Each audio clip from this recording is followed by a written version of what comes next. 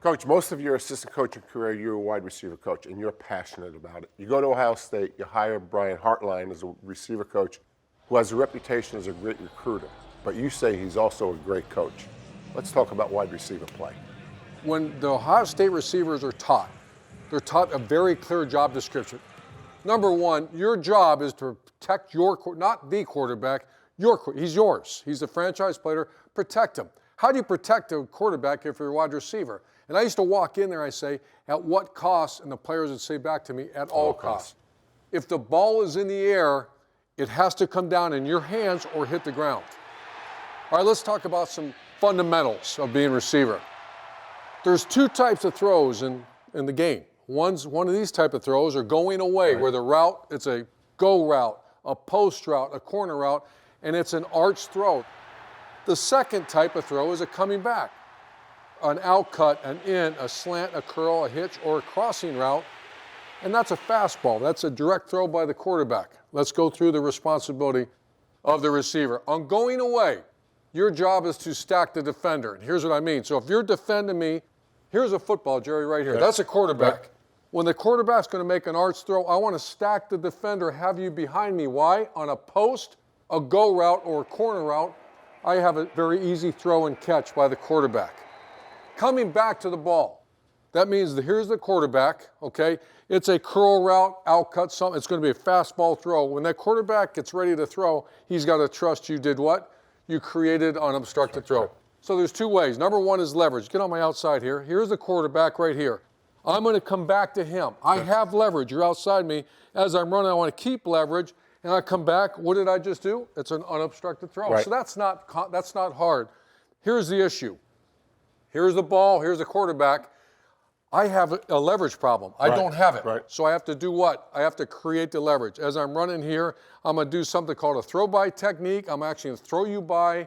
What did I do? I created an unobstructed throw for the quarterback. So first one is leverage. If you have it, keep it. If not, you have to create it. And how do you create it? A throw-by with physical hands. We have some great video of all this. Let's go watch it.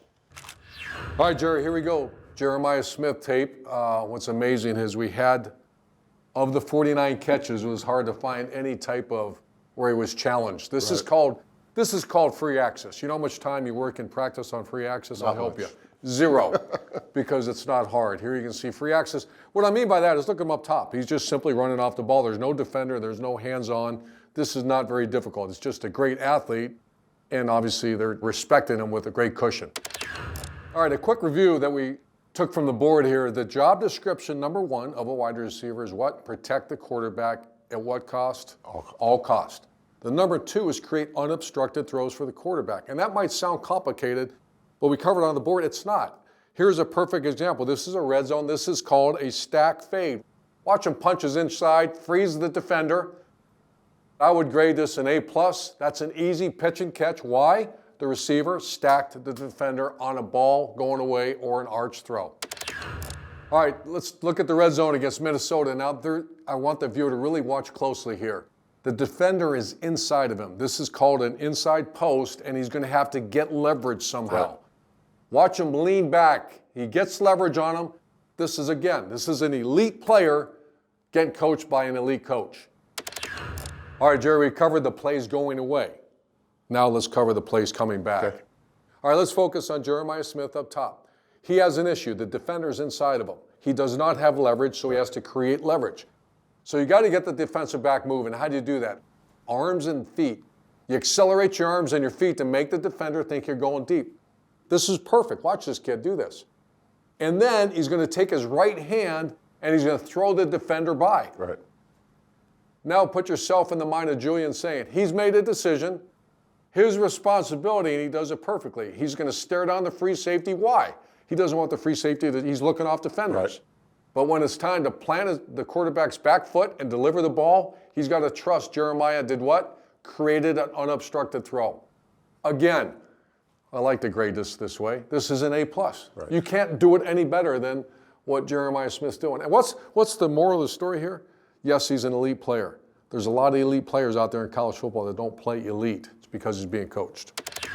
All right, this is the last one, Gerry. Look at the top now. The corner is inside. He's got a leverage problem. If he just runs a slant, this could be intercepted. What does he have to do? Create an unobstructed throwing lane. And watch how physical he is with his hands.